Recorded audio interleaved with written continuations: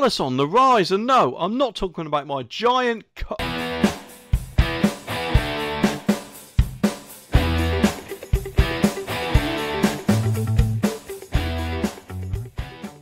like many of you, if I had something that was broken into or vandalised, or even myself if I was punched in the face or whatever, I would like to think that I'd be able to call on the police to deal with whoever's done the crime. Because let's face it, that's what we're brought up with, isn't it? You do wrong and you'll go to prison and things like that. However, if this article's anything to go by, you'd be lucky if they even turned up. And that's because it says that police ignored over half of all vandalism cases in England and Wales last year.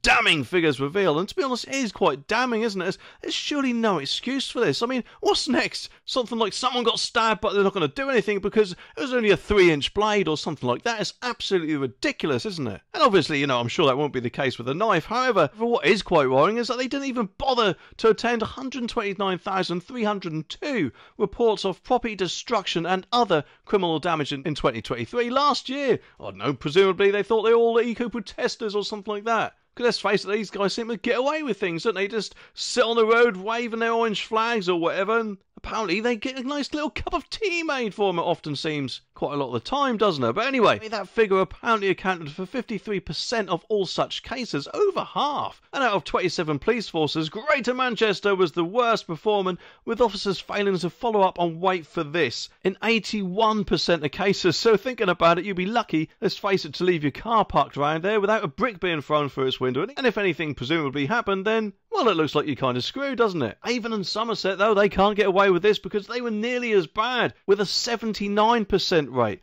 The Lib Dems who compiled the data called for a return to community policing. Well, to be honest, how about actual policing? Because let's face it, the more these guys, or girls, whoever's doing it, get away with it all, the more they'll keep doing it. And in fact, it's bound to escalate over time, isn't it? Kind of like, I guess, those eco-protesters themselves, because if they're actually dealt with properly and given a proper sentence when they first committed an act of vandalism, then surely everyone who copied them, or future protesters, wouldn't have done so much damage or vandalism than what I guess they have done at the moment. But anyway, the Lib Dems Home Affairs chairperson, Alistair Carmichael, said, across the country, thousands of people are seeing their homes and vehicles damaged by vandalism, only for those responsible to get away with it. To think an officer isn't even showing up in most of these cases is outrageous. And yes, admittedly, for once, the Lib Dems do have a point here, and there's surely nothing the government can say that will actually justify this, unless I am wrong. Because apparently a Home Office spokesperson said, wait for this will make sure you're all okay, boys and girls. Since 2010, our communities are safer,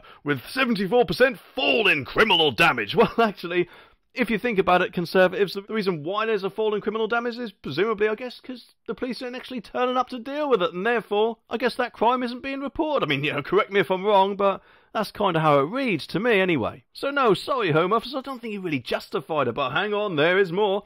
They also say we have more police officers protecting the public as we delivered on our promise to recruit 20,000 additional police officers, but the problem with that is, I guess, if they're not actually going to the crime scenes, then let's face it, 20,000 police officers in a donut shop isn't really helping much, is it, eh? So if anything now, surely the government really does need to get a grip on this and sort this out once and for all, because if a party like the Lib Dems is having one up on them, then surely it doesn't look too good for the Conservatives at all. Mind you, the Conservatives shouldn't have really let it get this bad in the first place, should they? And, in my opinion, measures should be put in place to make sure that something like this never happens again.